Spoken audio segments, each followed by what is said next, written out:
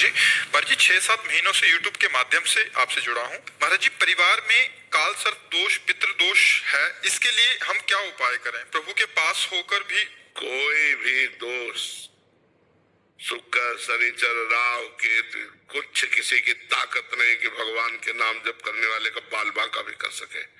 सीम की चाप सके को तासु, बड़ रखवार रमापति जासु। और भगवान से विमुख हो तो चाहे जो कुछ कर लो, तुम्हारी जो विपत्तियां हैं, तुम्हारी जो दुश्चिंताएं हैं, तुम्हारे अंदर जो उद्विग्नता है, तुम्हारे जो विघ्न है, वो बने ही रहेंगे। पक्का समझ लो।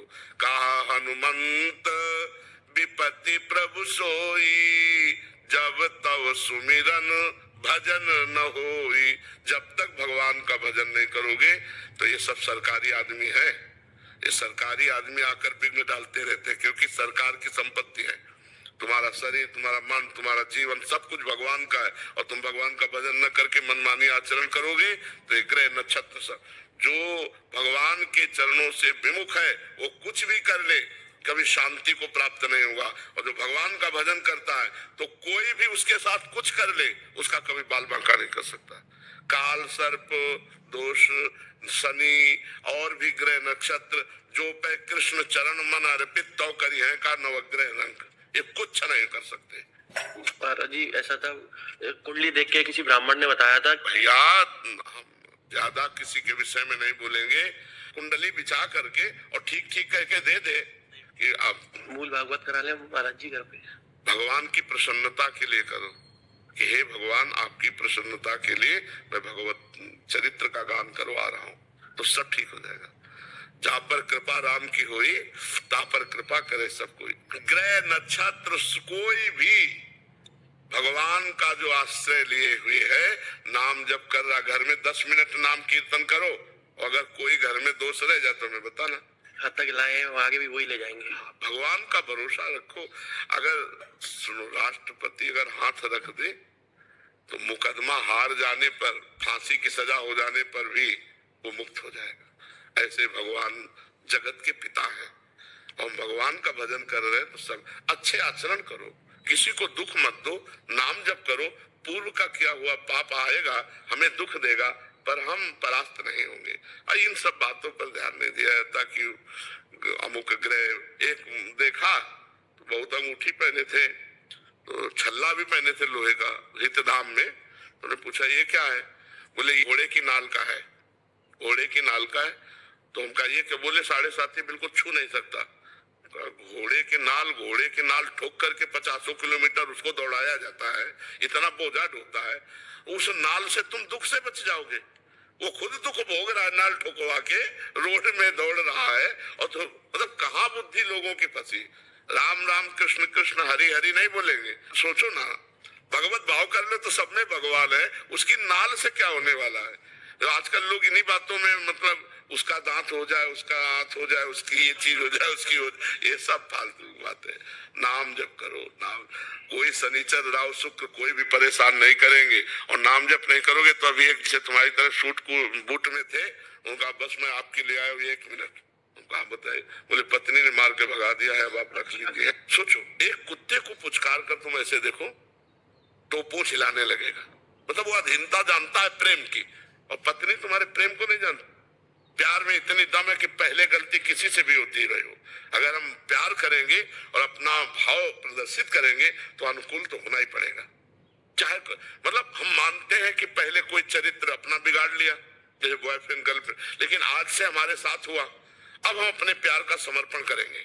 तो हम प्यार से बस में जब भगवान को कर सकते हैं, पशु पक्षी को कर सकते हैं, तो अपनी पत्नी को क्यों नहीं कर सकते? 4 बातें सुनते सुनते जब हम प्रेम करेंगे तो समझ जाएगी। यह पाणी ग्रहण हुआ है। अगर हम प्यार माना, कुछ ऐसे स्वभाव वाले हैं, चाहे स्त्री शरीर में हो चाहे पुरुष शरीर में, जो बहुत चंचल स्वभाव के, लेकिन एक दिन उसको रोक के तुम्हारे अधीन होना पड़ेगा, क्योंकि तुम चरित्रवान हो, तुम धर्मात्मा हो। तो एक तो सहयोगी ऐसा नहीं मिलेगा, अगर मिलेगा तो उसको परास्त होना पड़ेगा, क्योंकि प्रेम में ताकत है।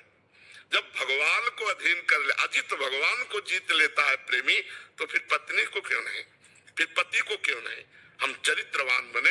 अब देखो, चरित्रहीनता है तो फिर नहीं होगा।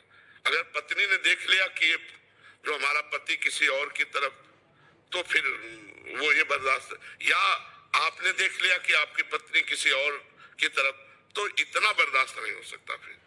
फिर ये संबंध विच्छेद वाली बातें आती है। अगर चरित्र ठीक है, स्वभाव कड़वा है तो चलेगा, स्वभाव मीठा है, चरित्रहीन है नहीं चलेगा। और आज हम इसीलिए बहुत दुखी होते हैं कि हमारे समाज में जो गर्लफ्रेंड बॉयफ्रेंड चला है ये बहुत हीनता का चला है।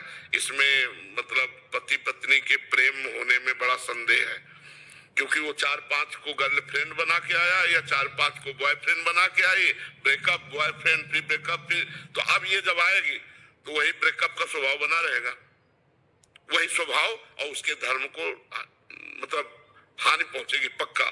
इसलिए अब ये नए बच्चों में बचाया जाए गर्लफ्रेंड बॉयफ्रेंड, नहीं तो ये यही दशाएं होंगी।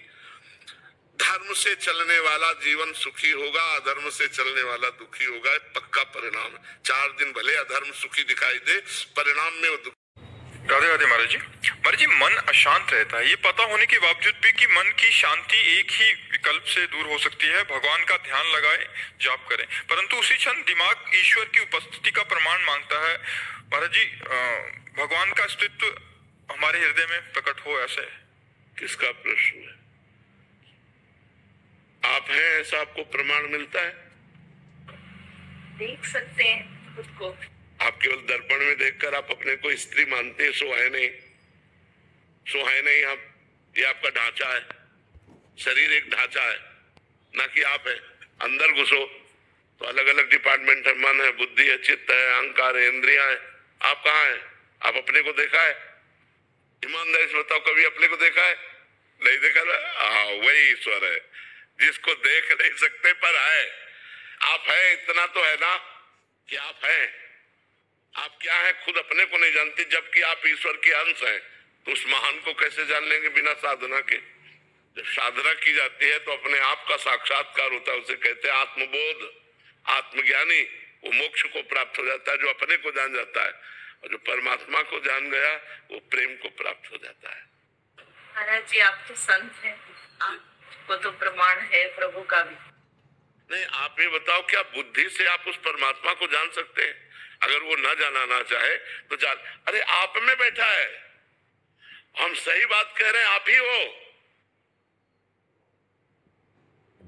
हम जो सत्य बात कह रहे हैं, गंगा जी की 1 चम्मच चाहे गंगा जल निकालो या 1 टैंकर निकालो, बोलोगे क्या?